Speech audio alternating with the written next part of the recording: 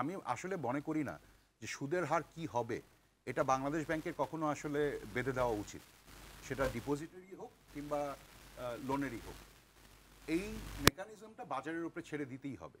হ্যাঁ, সেন্ট্রাল ব্যাংকের হাতে কিছু টুলস থাকা দরকার, যেখানে মার্কেট ফেল করে, মার্কেট মেকানিজম যখন ফেল করে তখন ইন্টারভেনশনের জন্য প্রত্যেকটা সেন্ট্রাল ব্যাংকের হাতে যদি এক্সাজারেশন হয় কোথাও। কারেক্ট, মানে ধরুন যে মার্কেট মেকানিজমের আপনি আমরা যেটাকে বলি যে প্রাইস গাউজিং, একটা দেখা গেল যে আপনি একটা ব্যাংক, আমার এই মুহূর্তে আপনার কাছে যাওয়া ছাড়া কোনো উপায়ই নেই, আপনি আমাকে হঠাৎ করে এমন একটা প্রাইস বাড়িয়ে দিলেন যেটা আমি আসলে সাস্টেন করতে পারবো না।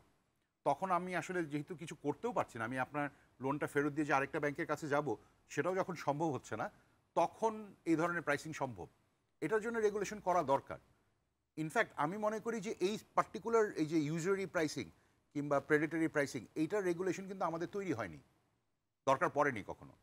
বাট এটা হয়তো বা মার্কেট মেকানিজমের জন্য এটা একটা পার্ট।